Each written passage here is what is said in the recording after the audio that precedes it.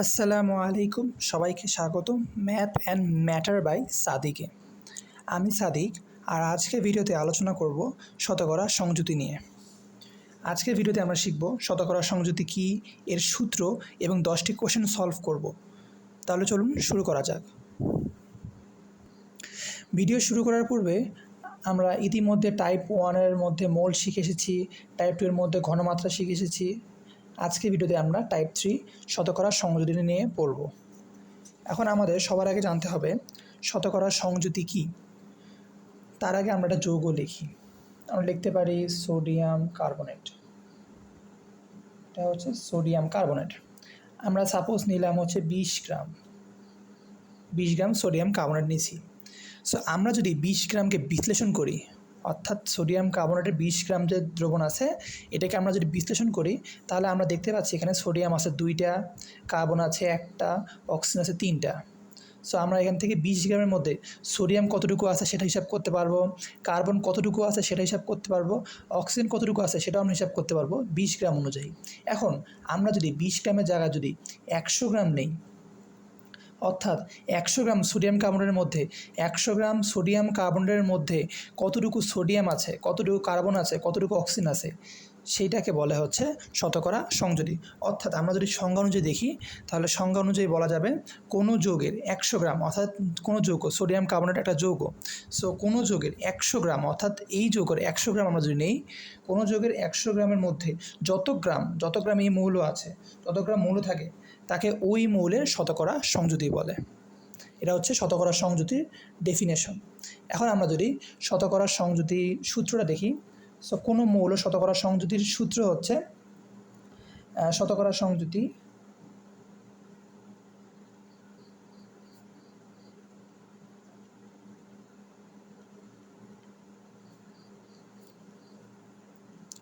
যৌগের আণবিক ভর, যেটাকে আমরা এম দ্বারা প্রকাশ করি, যৌগের আণবিক ভর।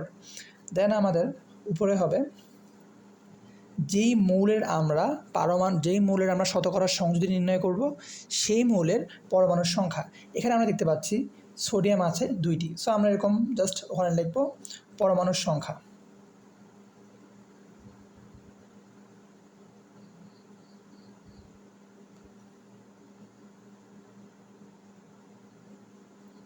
ইন্টু পারমাণবিক ভর। যেই মৌলের আমরা শতকরা সংযুতি নির্ণয় করব সেই মৌলের পারমাণবিক ভর, সো পারমাণবিক ভর ইন্টু 100%। এভাবে আমরা কোনো যৌগ থেকে কোনো মৌলের শতকরা সংযুতি নির্ণয় করে ফেলব। এখন আমরা কিছু উদাহরণ দেখব, মানে কিছু কোশ্চেন সলভ করব, যার মাধ্যমে আমরা আয়ত্ত করতে পারবো শতকরা সংযুতি। সো শতকরা সংযুতির জন্য আমরা 10টা কোশ্চেন সিলেক্ট করছি। 10টা কোশ্চেন সলভ করার পরে আমাদের শতকরা সংযুতি নিয়ে আশা করি আর কোনো ডাউট থাকবে না। সো আমরা সর্বপ্রথম কোশ্চেন নাম্বার 1 সলভ করব। কোশ্চেন নাম্বার 1-এ বলা হয়েছে যে সালফিউরিক অ্যাসিডের মধ্যে হাইড্রোজেন, সালফার এবং অক্সিজেনের শতকরা সংযুতি কত। সো আমরা এই হাইড্রোজেন, সালফার, অক্সিজেন এটা শতকরা সংযুতি নির্ণয় করব সালফিউরিক অ্যাসিড থেকে। আমরা জানি সালফিউরিক অ্যাসিডের আণবিক ভর হচ্ছে 98, কারণ আমাদের সূত্রে বলা হয়েছে প্রথমে আমাদের আণবিক ভর জানতে হবে, তারপর পরমাণুর সংখ্যা, অর্থাৎ এই যৌগের মধ্যে কতটি, দেখা যাচ্ছে না মনে হয়, এখন দেখা যাচ্ছে। সো এখানে আমাদের হাইড্রোজেন আছে 2টি, সো আমাদের পরমাণুর সংখ্যা জানতে হবে, তারপরে হাইড্রোজেনের পারমাণবিক ভর জানতে হবে, এরপরে আমরা 100 দিয়ে গুণ করলে আমরা হাইড্রোজেনের শতকরা সংযুতি পেয়ে যাব। সো আমরা এখন করে দেখি। এখন আমরা কোশ্চেন নাম্বার 1 সলভ করব। কোশ্চেন নাম্বার 1টা আমরা এখন সলভ করব। এখানে সালফিউরিক অ্যাসিডের আণবিক ভর হচ্ছে 98। প্রথমে আমরা হাইড্রোজেনের শতকরা সংযুতি নির্ণয় করব। তো প্রথমে আমরা লিখব আণবিক ভর থাকবে নিচে, এরপরে হাইড্রোজেনের পরমাণুর সংখ্যা কয়টি, এখানে 2টি, সো 2 ইন্টু হাইড্রোজেনের পারমাণবিক ভর কত, 1 ইন্টু 100%। এটা হিসাব করলে আমরা হাইড্রোজেনের শতকরা সংযুতি পেয়ে যাব। সো আমরা এটা হিসাব করে দেখি, 2/98 ইন্টু 100%। সো আমরা পাচ্ছি 2.04%। এটা হচ্ছে হাইড্রোজেনের শতকরা সংযুতি। এখন আমরা যদি সালফারের বের করি, সালফারের ক্ষেত্রে 98 হবে আণবিক ভর।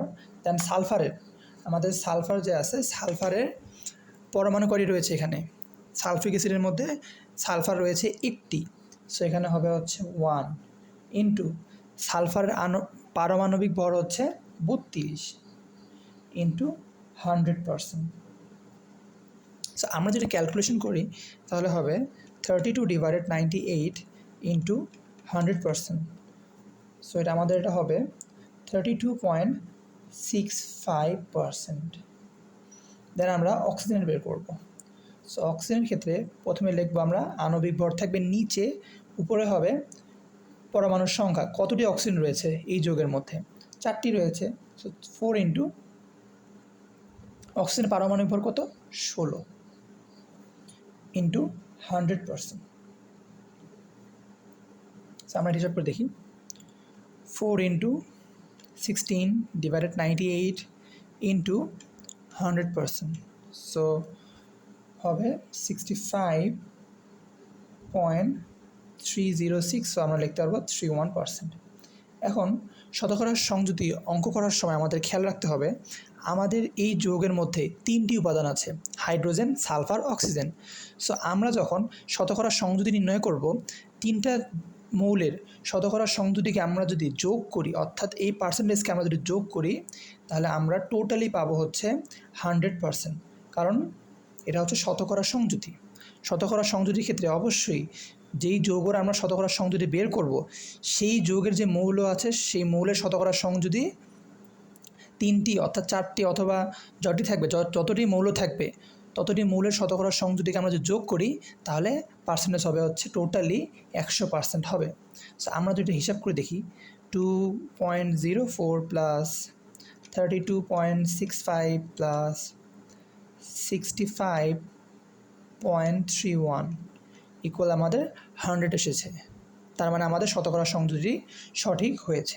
এখন আমরা কোশ্চেন নাম্বার 2 সলভ করব। কোশ্চেন নাম্বার 2 সলভ করার সময় সেম কোশ্চেন জাস্ট একটু আমরা বলে দেবো, বাকিটা আপনারা নিজেরা করবেন এবং কমেন্ট সেকশনের মধ্যে অ্যান্সারটা বলবেন। HW দেবো এটা। তবে আমাদের সবার আগে এই যৌগের আণবিক ভর বের করতে হবে। আমাদের ম্যাক্সিমাম সময় এরকম যৌগ থাকলে আমরা আণবিক ভর বের করতে ভুল করে থাকি। সো আমাদের এটা সাবধানে আণবিক ভরটা বের করতে হবে।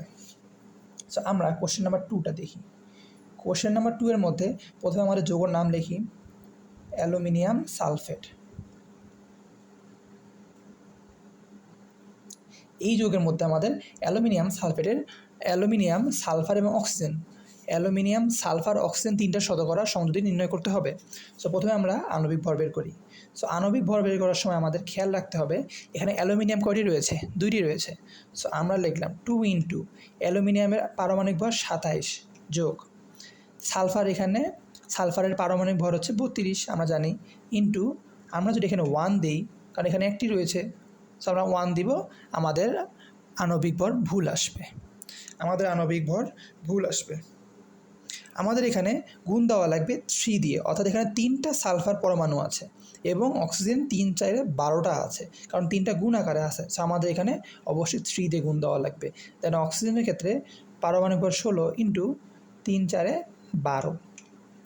সো আমাদের আছে যে 342, এটা হচ্ছে যৌগের আণবিক ভর। এখন আমরা অ্যালুমিনিয়ামে বের করব। অ্যালুমিনিয়ামের সময় প্রথমে লিখব 342, অর্থাৎ আমরা আণবিক ভর লিখব, এরপরে 2 ইন্টু অর্থাৎ পরমাণুর সংখ্যা, অ্যালুমিনিয়াম রয়েছে 2টি, দেন অ্যালুমিনিয়ামের পারমাণবিক ভর ইন্টু 100%, হিসাব করে আমাদের মান আসবে। দেন আমরা সেম সালফারের ক্ষেত্রে বের করব 342 আণবিক ভর ইন্টু সালফার রয়েছে 3টি এবং সালফারের পারমাণবিক ভর 32 ইন্টু 100%। সো আমরা এখান থেকে আণবিক বের করে ফেলবো। সো আপনারা অবশ্যই অ্যালুমিনিয়াম সালফার এবং অক্সিজেনের শতকরার সংযুতি মানগুলো কমেন্ট সেকশনের মধ্যে বলবেন। এখন আমরা 3 নাম্বার কোশ্চেনটা সলভ করব। 3 নাম্বার কোশ্চেনে বলা হয়েছে বক্সাইডের আকরিকে অক্সিজেন শতকরা সংযুতি নির্ণয় করো। এখন আমরা 3 নাম্বার কোশ্চেনটা সলভ করব। সো আমরা এখন 3 নাম্বার কোশ্চেনটা সলভ করব। বক্সাইডের আকরিকে অক্সিজেনের শতকরা সংযুতি। সর্বপ্রথম আমাদের জানতে হবে বক্সাইডের আকরিকটা কী। বক্সাইডের আকরিক হচ্ছে question number 3 Al2 O3 into 2 অণু পানি। এটা হচ্ছে বক্সেটের আকরিক। এখন আমাদের এখান থেকে বলছে অক্সিজেনের শতকরা সংযোগ নির্ণয় করো। সর্বপ্রথম আমাদের এখান থেকে এই যৌগটার আণবিক ভর বের করতে হবে। সো আমরা আণবিক ভর বের করব, সেম প্রসেস বের করব। অ্যালুমিনিয়াম রয়েছে 2টি, সো 27-এর সাথে 2 গুণ করব, দেন অক্সিজেন 16 পারমাণবিক ভর 3 দিয়ে গুণ করব, দেন যোগ করব। পানির আণবিক ভর হচ্ছে 18, 18 2 36 যোগ করব, যোগ করলে আমাদের আসবে 138। আশা করি আমরা বের করতে পারবো আণবিক ভরটা। এখন আমাদের বলছে শুধুমাত্র অক্সিজেনের শতকরা সংযোগ নির্ণয় করো। সো আমরা প্রথমে লিখব আণবিক ভর 138। দেন আমাদের এটা যৌগ এবং এটা পানি আকারে যুক্ত আছে, অর্থাৎ এটা কেলাস বা স্ফটিক। তো সর্বপ্রথম আমরা এখানে পারমাণবিক ভর লিখব অক্সিজেনের, যেটা 16, ইন্টু আমরা এখানে কি 3 দিব নাকি 2 দিব নাকি 5 দিব, কি হবে এখানে? আমাদের বলছে এই আকরিকের মধ্যে অক্সিজেনের শতকরা সংযোগ নির্ণয় করো। সো আমাদের যৌগের মধ্যে এখানে 3টি রয়েছে, এখানে 2টি রয়েছে, মোট আমাদের এখানে 5 দ্বারা গুণ করতে হবে। এখানে আমরা যদি বলতো কেলাসযুক্ত, অর্থাৎ বক্সের আকরিকের কেলাসযুক্ত অক্সিজেনের শতকরা সংযোগ নির্ণয় করো, তাহলে শুধুমাত্র আমরা এখানে 2 দ্বারা গুণ করতাম। কিন্তু আমাদের এখানে বলা হয়েছে এই আকরিকে অক্সিজেন শতকরা সংযোগ নির্ণয় করো। সো আমাদের টোটাল যৌগটা হিসাব করতে হবে, টোটাল যৌগ হিসাব করতে হবে। হিসাব করার পর এখানে আমরা 100% দিয়ে দিব, দিলে আমাদের অ্যান্সার আসবে 57.97% সামথিং, এরকম আসবে। এখন আমরা 4 নাম্বার কোশ্চেনটা সলভ করব।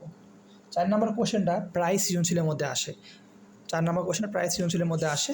কোশ্চেনটা হলো 90 আণবিক ভর বিশিষ্ট যৌগ হচ্ছে এ হচ্ছে যৌগ যার আণবিক ভর হচ্ছে 90, এর 15 গ্রামকে বিশ্লেষণ করা হইল। অর্থাৎ এই যৌগটার 15 গ্রামকে বিশ্লেষণ করে আমরা 0.33 হাইড্রোজেন পেলাম, দেন 4 গ্রাম কার্বন পেলাম, দেন 10.67 গ্রাম আমরা অক্সিজেন পাওয়া গেল। এখন আমরা বলছে যৌগটার শতকরা সংযোগ নির্ণয় করো। এর আগে আমরা যে যৌগগুলো শতকরা সংযোগ নির্ণয় করেছি সেই যৌগের মধ্যে আমাদের সরাসরি যৌগ দেওয়া ছিল, সেখান থেকে আমরা আণবিক ভরের মাধ্যমে বের করেছিলাম। কিন্তু এই যৌগের মধ্যে আমাদের যৌগ দেওয়া নাই। সো আমরা জানি না যে আমাদের এখানে অ্যালুমিনিয়াম 2টা রয়েছে নাকি সালফার 1টা রয়েছে, আমরা এগুলো জানি না। সো আমাদের এইরকম যখন দেওয়া থাকবে সেই কোশ্চেনটা আমরা কেমন ট্যাকেল দিব সেটা আমরা এখন দেখব। সো আমরা এখন 4 নম্বর কোশ্চেনটা সলভ করব। 4 নম্বর কোশ্চেন সলভ করার সময় আমাদের খেয়াল রাখতে হবে, প্রথমে আমরা হাইড্রোজেনের শতকরা সংযোগ নির্ণয় করব। নিচে হবে কত গ্রামকে বিশ্লেষণ করা হয়েছে, 15 গ্রামকে বিশ্লেষণ করা হয়েছে, অর্থাৎ মোট ভর হচ্ছে 15 গ্রাম। গ্রাম লেখা লাগবে না এখানে। দেন এখানে অক্সিজেন হচ্ছে 0.33 গ্রাম। সো এখানে হাইড্রোজেন কতটুকু রয়েছে? 0.33। সো এখানে হবে 0.33 ইন্টু 100%। এখন আমরা হাইড্রোজেনের শতকরা সংযোগটি পেয়ে যাব। এটা আমরা হিসাব করলে আমরা পাবো 2.2%। দেন আমরা বের করব হচ্ছে কার্বন টোটাল হয়েছে 15 লিখলাম। দেন কার্বন কতটুকু ব্যবহার হয়েছে? 4 গ্রাম। সো আমরা 4 লিখলাম ইন্টু 100%। সো আমাদের ক্যালকুলেশন করলে আসতেছে 26.67%। দেন আমরা অক্সিজেন হিসাব করব। So total 15 into 10.67 into 100%। So আমরা হিসাব করলে আমাদের আসতেছে 71.13%। সো এটা হচ্ছে আমাদের হাইড্রোজেন, কার্বন এবং অক্সিজেনের পার্সেন্টেজ।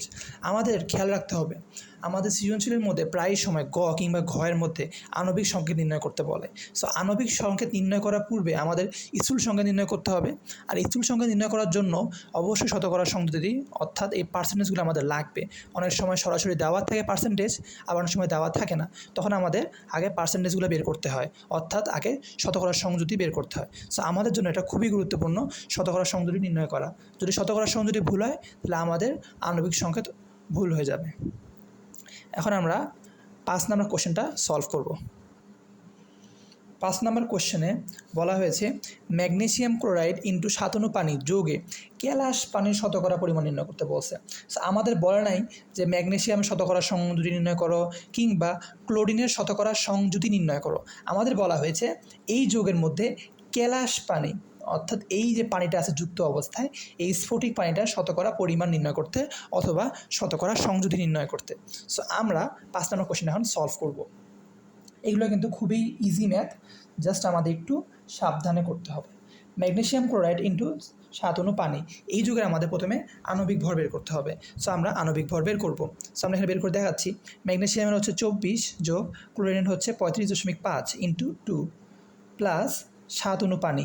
আমরা জানি 1 অণু পানির ভর হচ্ছে 18 গ্রাম। সো আমরা 18 দিলাম, আমাদের আসলো।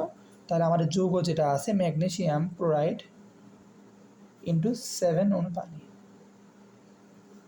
এটাকে আমরা ওয়াটার বলি, 221। সো এটা হচ্ছে আমাদের আণবিক ভর।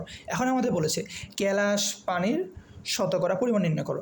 এর আগে যতগুলো আমরা কোশ্চেন সলভ করছি, 4টা কোশ্চেনের মধ্যে আমাদের কোনো মৌলের শতকরা সংযোজন নির্ণয় করতে বলছিল, কিন্তু এখানে আমাদের বলছে কেলাস পানির মধ্যে কি আমাদের H2O না? কেলাস পানি হচ্ছে আমাদের এই H2O, অর্থাৎ এই পানি কি কোনো মৌল? পানি কোনো মৌল না, পানি হচ্ছে একটা যৌগ। সো আমরা একটা যৌগ থেকে যৌগের শতকরা সংযুতি নির্ণয় করব। সো এটা আমরা কীভাবে করব? এটার প্রসেস সেম। সো আমরা কেলাস পানির শতকরা সংযুতি নির্ণয় করি। কেলাস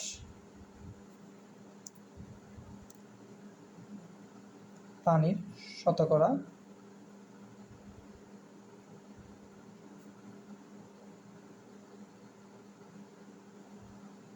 সংযুতি। সো আমরা এটা হিসাব করব, কেলাস পানির শতকরা সংযুতি। সো আমাদের নিচে লিখব আণবিক ভর 221। দেন আমরা এখানে কেলাস পানি কত অণু আছে? 7 অণু আছে। কত অণু আছে? 7 অণু আছে। সো আমরা এখানে 7 দিব, ইন্টু আমরা দেখব পানির আণবিক ভর কত? পানির আণবিক ভর 18। এর আগে আমরা প্রথমে লিখতাম আণবিক ভর ঠিক আছে। দেন কতটা আছে? 7টা আছে। সো আমরা 7টা লিখছি। এর আগে আমাদের ক্লোরিন হিসাব করতে বললে আমরা 2 × 35 দিতাম, কিন্তু 35.5 দিতাম, কিন্তু এখানে আমাদের বলছে পানি। সো পানির কিন্তু পারমাণবিক ভর হয় না, পানির আণবিক ভর হয়। পানির আণবিক ভর হচ্ছে 18। সো জাস্ট এভাবে আমরা করব। দেন আমরা 100% দিব, দিলে আমরা কেলাস পানির শতকরা সংযুতি পেয়ে যাব। সো এটা আমাদের ক্যালকুলেশন করি, এটা আমাদের কত আসে দেখি। সো আমরা 7 × 18 ডিভাইডেড 2 to 1 ইন্টু 100%। সো আমাদের অ্যান্সার আসতেছে 57.01%। সো এটা হচ্ছে আমাদের ম্যাগনেসিয়াম ক্লোরাইড 7 অণু পানির মধ্যে কেলাস পানির শতকরা সংযুতি। এখন আমরা 6 নম্বর কোশ্চেনটা সলভ করব। 6 নম্বর কোশ্চেনটা খুবই সহজ, খুবই ছোট, এটা সাধারণত MCQর মধ্যে আসতে পারে। সো আমাদের এই কোশ্চেনটা একটু খেয়াল রাখতে হবে। বলছে কোনো যৌগে কার্বনের শতকরা পরিমাণ 40% হলে এর মোল নির্ণয় করতে বলছে। অর্থাৎ কার্বনের শতকরা পরিমাণ রয়েছে এবং আমাদের পার্সেন্টেজ আকারে দেওয়া হয়েছে। এখন বলেছে মোল কত। সো আমাদের যখন এরকম কোশ্চেন আসবে তখন আমরা প্রথমে লিখলাম কার্বনের, অর্থাৎ এর মোল সংখ্যা, এর মোল হবে, উপরে আমরা লিখব পার্সেন্টেজটা। সো পার্সেন্টেজ লিখলাম 40%। এটা হইতে পারে 30%, এটা হইতে পারে 70%। It depends on the composition. এটা যৌগের উপর নির্ভর করে যে এটা আসলে 40%, 30% বা যেই পার্সেন্টেজ দেওয়া থাকবে সমস্যা নাই। তবে নিচে আমরা ভাগ করব এর পারমাণবিক ভর। কার্বনের পারমাণবিক ভর কত? 12। সো আমরা যে 12 দ্বারা হিসাব করি তাহলে 3 12 36, সো এটা 3.33 আসবে। সো প্রসেস থাকবে, এটা একটা মূলদ সংখ্যা। সো এটা হচ্ছে আমাদের কার্বনের মোল। সো আমাদের যদি কোনো পার্সেন্টেজ দেওয়া থাকে আমরা জাস্ট সিম্পলি পার্সেন্টেজটা উপরে থাকবে, নিচে আমরা পারমাণবিক ভর দ্বারা ভাগ করব। ভাগ করলে আমরা মূল সংখ্যা পেয়ে যাব। এখন আমাদের 7 নম্বর কোশ্চেনে বলা হয়েছে তুতে কপারের শতকরা সংযুতি নির্ণয় করো। তুতে কপারের শতকরা সংযুতি নির্ণয় করো। তুতের আমরা সংকেত জানি কপার সালফেট ইন্টু 5 অণু পানি, এটা হচ্ছে তুতের সংকেত। এখান থেকে বলছে কপারের শতকরা সংযুতি। সো আমরা জাস্ট কপারের শতকরা সংযুতি নির্ণয় করব। প্রথমে আমরা আণবিক ভর লিখব নিচে, তারপরে কপার কয়টি রয়েছে একটি, দেন আমরা কপারের পারমাণবিক ভর দিব ইন্টু 100% দিব, দিলেই আমরা পার্সেন্টেজটা পেয়ে যাব। সো এটার 7 নম্বর কোশ্চেনের অ্যান্সারটা কমেন্ট বক্সের মধ্যে বলবেন। এখন আমরা 8 নম্বর কোশ্চেনটা করব। 8 নম্বর কোশ্চেন একটা ইউনিক কোশ্চেন, যেখানে বলা হয়েছে ক্যালসিয়াম ফসফেটের ক্যালসিয়াম অক্সাইডের শতকরা সংযুতি নির্ণয় করো। যতগুলো আমরা বিক্রিয়া দেখি বা যতগুলো আমাদের শতকরা সংযোগ নির্ণয় করতে বলে সেখানে কিন্তু আমাদের সরাসরি যৌগ দেওয়া থাকে এবং সেই যৌগ থেকে আমাদের শতকরা সংযোগ নির্ণয় করতে বলে, কিন্তু এখানে আমরা ক্যালসিয়াম অক্সাইড দেখতে পাচ্ছি না খালি চোখে। সো আমাদের অবশ্যই এই ক্যালসিয়াম ফসফেটকে ভাঙতে হবে, অর্থাৎ বিয়োজন বিক্রিয়া করতে হবে, করার মাধ্যমে আমরা ক্যালসিয়াম অক্সাইড পাবো এবং সেখান থেকে আমাদের ক্যালসিয়াম অক্সাইডের শতকরা সংযোগ নির্ণয় করতে হবে। এখন আমরা করে দেখি। সো আমরা এখন করি। আমাদের কোশ্চেন নাম্বার হচ্ছে question number 8। So calcium phosphate আমরা লিখলাম ক্যালসিয়াম ফসফেট, আমরা এখন বিক্রিয়া করব। আমাদের কি প্রয়োজন? Calcium oxide. সো আমরা ক্যালসিয়াম অক্সাইডকে আগে লিখলাম, কারণ আমরা জানি আমাদের ক্যালসিয়াম অক্সাইড উৎপন্ন হবে, আমরা কিন্তু জানি না যে ক্যালসিয়াম অক্সাইডের সাথে আর কি উৎপন্ন হবে। সো আমরা প্রথমে ক্যালসিয়াম অক্সাইড লিখলাম। এখন দেখতে পাচ্ছি এখানে ক্যালসিয়াম হচ্ছে 3টি। সো আমরা এখানে অবশ্যই সমতা করার জন্য 3 দেওয়া লাগবে। সো 3টা ক্যালসিয়াম এখানে, আর এখানে অক্সিজেন কয়টি রয়েছে? 4 দুগুণে 8টি। এখানে আমরা 3টি ব্যবহার করেছি। সো এখানে কতটি অক্সিজেন থাকলো? অক্সিজেন থাকলো হচ্ছে 5টি এবং ফসফরাস আছে 2টি। সো আমাদের উৎপন্ন হবে P2O5, এটা আমাদের উৎপন্ন হবে। এখন আমরা এখান থেকে আমরা ক্যালসিয়াম অক্সাইডের শতকরা সংযোগ নির্ণয় করব। সো আমাদের প্রথমে আগে ক্যালসিয়াম ফসফেটের ক্যালসিয়াম ফসফেটের আণবিক ভর বের করতে হবে, কারণ আমরা জানি যে ক্যালসিয়াম অক্সাইডের কিন্তু একটা যৌগ। সো আমরা যৌগ থেকে কোনো যৌগের শতকরা সংযোগ নির্ণয় করব। প্রসেস সেম, ক্যালসিয়াম অক্সাইডের শতকরা সংযুতি।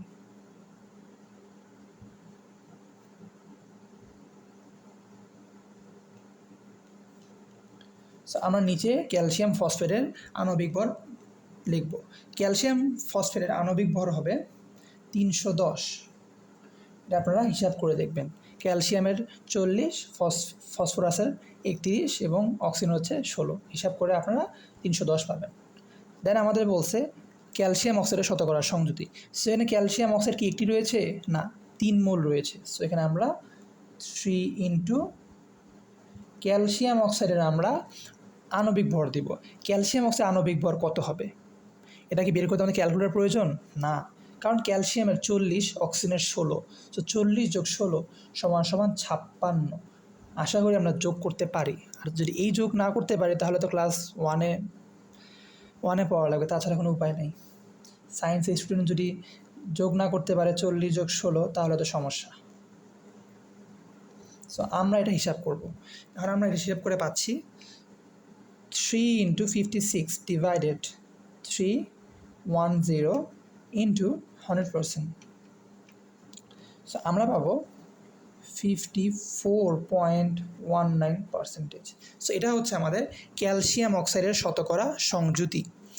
এখন আমরা 9 নম্বর কোশ্চেনটা আমরা সলভ করব। 9 নম্বর কোশ্চেনে বলা হয়েছে কপার সালফেট এক্স পানিতে শতকরা সংযুতি এত হলে এক্সের মান কত? অর্থাৎ এটা হচ্ছে আমাদের কপার সালফেট ইন্টু এক্স পানি। সো এই যে পানি যুক্ত আছে, এই পানির শতকরা সংযুতি দেওয়া হয়েছে 36.125%। সো আমাদের এখন বলছে এক্সের মান বের করতে। সো আমরা আগে এক্সের মানটা বের করব। সো আমরা এটা বের করি। কোশ্চেন নাম্বার 9, শতকরা সংযুতি দেওয়া হয়েছে 36.125%। ইকুয়াল আণবিক ভর বের করতে হবে। কপার সালফেট, কপারের কত? 63.5 এবং সালফারের কত? সালফারের হচ্ছে 32, অক্সিজেনের 16, 4 16। সো আমাদের কপার সালফেটের আণবিক ভর হচ্ছে 159.5 প্লাস এক্স ইন্টু 18। কেন 18?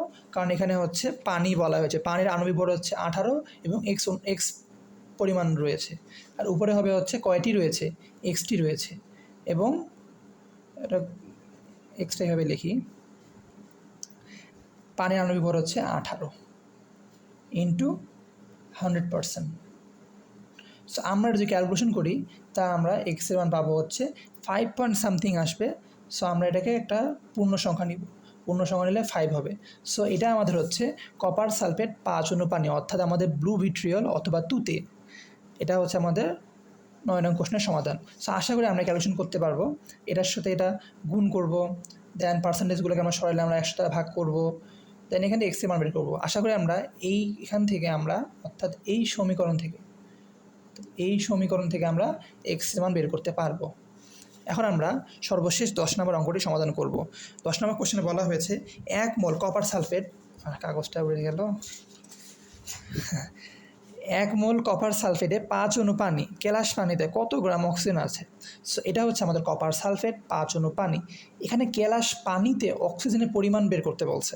সো আমাদের এখানে আমরা জানি যে অক্সিজেনের পারমাণবিক ভর কত? 16। সো আমরা এখানে অক্সিজেনের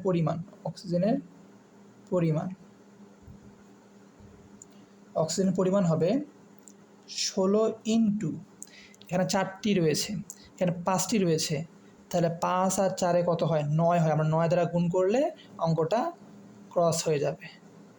কেন ক্রস হয়ে যাবে? আমাদের বলছে কেলাস পানিতে কত গ্রাম অক্সিজেন আছে। সো আমরা এখানে হিসাব করবো শুধুমাত্র এইটুকু অংশের মধ্যে, অর্থাৎ এইটুকু অংশের মধ্যে কতটি অক্সিজেন রয়েছে। এইটুকু অংশে রয়েছে 5টি অক্সিজেন। সো আমরা 5 দ্বারা গুণ করব, 16কে 5 দ্বারা গুণ করলে হবে হচ্ছে 80। সো আমরা 80 গ্রাম অক্সিজেন আছে কেলাস পানির মধ্যে। আর আমরা যদি বলতো কপার সালফেটে কত গ্রাম অক্সিজেন আছে, তখন আমরা 4 দ্বারা গুণ করতাম। আর টোটাল যৌগের মধ্যে বললে তখন আমরা 9 দ্বারা গুণ করলে পেতাম। কিন্তু আমাদের বলছে কেলাস পানিতে কত গ্রাম অক্সিজেন আছে। সো আমরা এইভাবে করে বের করব। আশা করি আজকের এই কোশ্চেনগুলো আপনারা বুঝতে পেরেছেন। এখন আমরা ভিডিওর শেষ পর্যায়ে চলে এসেছি। ধন্যবাদ সবাইকে ভিডিওটি শেষ পর্যন্ত দেখার জন্য।